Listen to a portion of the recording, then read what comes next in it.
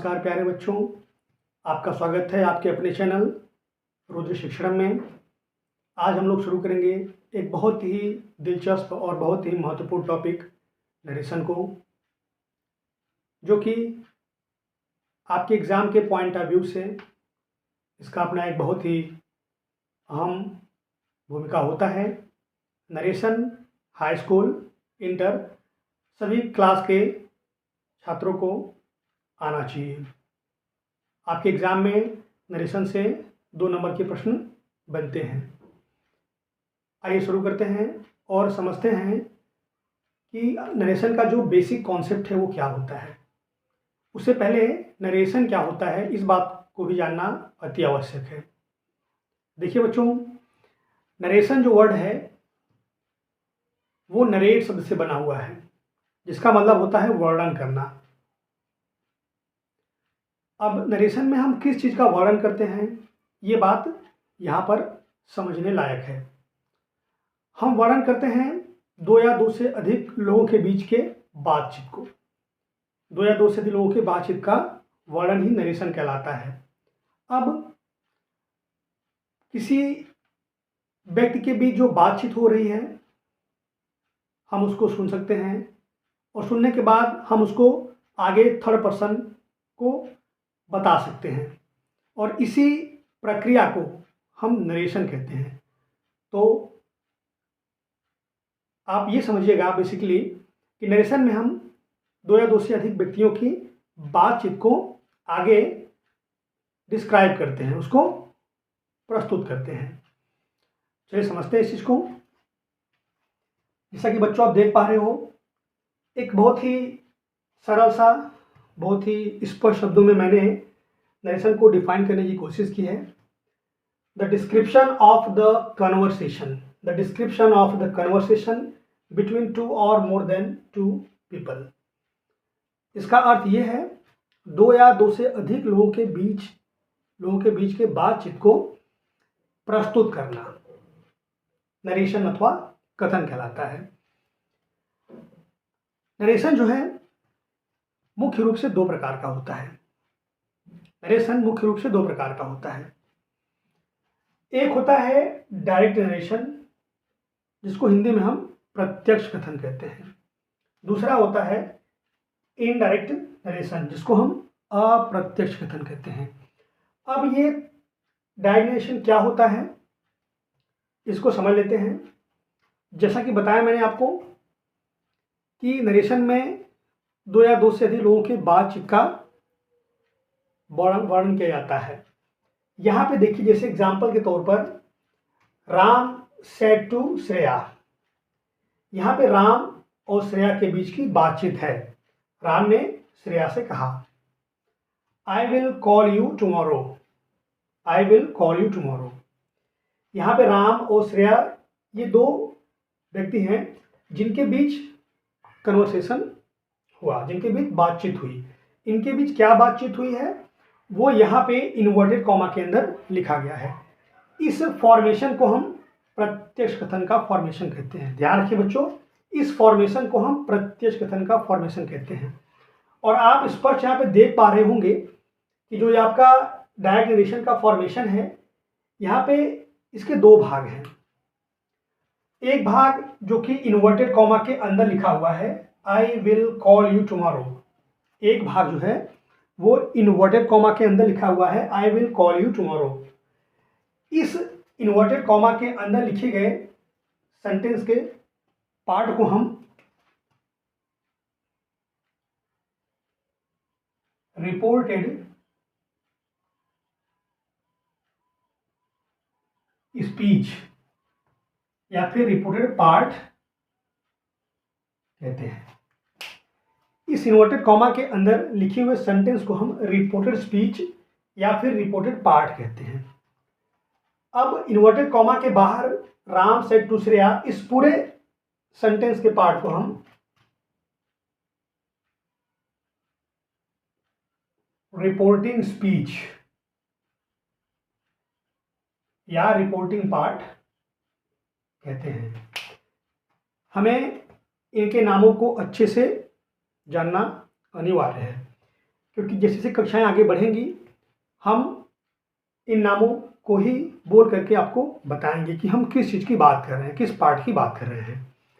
तो Ram said to Shreya, इस sentence के पार्ट को हम रिपोर्टिंग स्पीच या रिपोर्टिंग पार्ट कहते हैं, तथा आई विल कॉल यू टुमारो जो कि इन्वर्टेड कॉमा के अंदर लिखा हुआ है, इसको हम रिपोर्टेड स्पीच या पार्ट कहते हैं।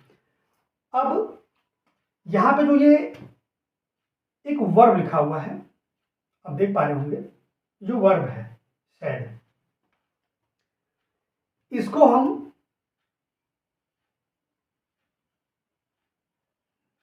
रिपोर्टिंग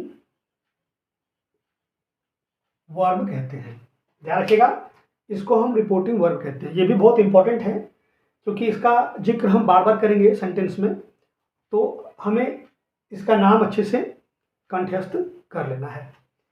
तो प्रत्यक्ष कथन हमने देखा, इसमें किसी दो या दो से अधिक व्यक्तियों के बीच बातचीत होता है और उनके बातचीत में जो भी बात कही गई है उसको हम इन्वर्टेड कॉमा के अंदर लिख देते हैं। अब यहाँ पे एक बात और समझने योग्य है, वो क्या है देखिएगा।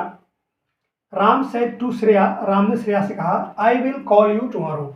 यहाँ पे आई विल कॉल यू टुमारो जो ये सेंटेंस है, ये राम के मुख से, अर्थात इस सेंटेंस को राम ने बोला है। तो इस प्रकार से हम ये कह सकते हैं कि राम सेड टू श्रेया में जो हमारा स्पीकर है, जो वक्ता है, वो राम है, और इसमें जो बात कही गई है ये किसने सुना है, श्रेया ने सुना है। तो श्रेया को हम लिसनर भी कह सकते हैं। ध्यान रखिएगा। तो रिपोर्टिंग स्पीच के सब्जेक्ट को हम रिपोर्टर और ऑब्जेक्ट को हम लिसनर भी कह सकते हैं, क्योंकि यहाँ पे राम ने बात बोला है, श्रेया ने उस बात को सुना है, और राम ने क्या बोला है वो इन्वर्टेड कॉमा के अंदर लिखा हुआ है, जिसको हम रिपोर्टेड स्पीच या रिपोर्टेड पार्ट भी कहते हैं। आई होप आपको यहाँ तक जो चीज़ें हैं वो समझ में आई होंगी। आगे बढ़ते हैं और समझते हैं कि अब इस प्रत्यक्ष कथन को अप्रत्यक्ष में बदलते समय क्या क्या परिवर्तन होते हैं। चलिए, अब इसी सेंटेंस को जो कि Ram said to Shreya I will call you tomorrow है, इस स्ट्रक्चर को हम अगर अप्रत्यक्ष कथन में लिखते हैं तो क्या होता है।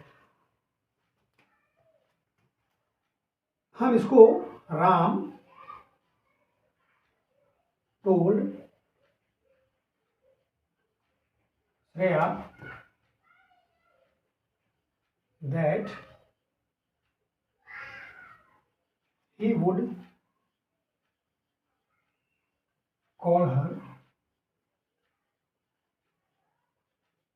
the next day.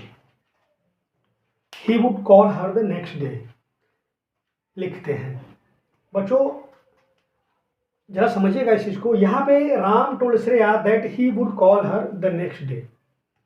राम ने श्रेया से कहा कि वो उसे अगले दिन फोन करेगा। Ram said to Shreya I will call you tomorrow. अब यहाँ पे जरा कंपेयर करते हैं और समझते हैं कि प्रत्यक्ष कथन में जो बात कही गई है और जो अप्रत्यक्ष कथन में बात कही गई है, क्या इन दोनों के अर्थ में कोई अंतर है? जी नहीं, दोनों वाक्यों के अर्थ में तो अंतर नहीं है, लेकिन दोनों वाक्यों को प्रस्तुत करने का जो तरीका है, जो परसेप्शन है, जो दृष्टिकोण है, वो भिन्न है। जो पहला सेंटेंस पूरा लिखा गया है, जो पहला स्ट्रक्चर है प्रत्यक्ष कथन का, इसमें लोग जो भी दो लोग बात कर रहे हैं, राम और श्रेया, इनके बीच जो भी कन्वर्सेशन हुआ है, जो भी बातचीत हुई है, उसको हमने ज्यों का त्यों प्रस्तुत कर दिया। अर्थात जिस तरीके से राम ने, जिस लिहाजे से राम ने, जिस उत्साह से राम ने ये बात बोली थी श्रेया को, वही बात हमने बिल्कुल उसी तरीके से यहाँ पे रख दिया है। तो डायग्रेशन प्रत्यक्ष कथन को आप सिंपली ये समझ सकते हैं कि इसमें वक्ता राम के द्वारा कही गई बात को हम बिल्कुल वैसे ही रख देते हैं जैसे कि राम ने उस चीज को कहा था। ये प्रत्यक्ष कथन होता है। अप्रत्यक्ष कथन में हम वक्ता के द्वारा कहे गए बातों को ज्यों का त्यों न लिख करके, बल्कि उसके कहे गए बात का भाव या सारांश जो होता है उसको हम अपने शब्दों में बयां करते हैं। तो अप्रत्यक्ष कथन जो होता है, इसमें हम वक्ता के द्वारा कहे गए बात के सारांश या भाव को अपने शब्दों में बयां करते हैं। यहाँ पर Ram told Shreya that he would call her the next day. अर्थ के मामले में दोनों एक ही हैं, चाहे प्रत्यक्ष कथन की बात कर लें चाहे अप्रत्यक्ष कथन की बात कर लें, लेकिन बताया मैंने जैसा आपको दृष्टिकोण और कहने का जो तरीका है वो अलग है। पहले वाले पूरे स्ट्रक्चर में हमने राम और श्रेया के बीच के बातचीत को बिल्कुल वैसे ही प्रस्तुत किया जैसे राम ने श्रेया से वो बात कही थी।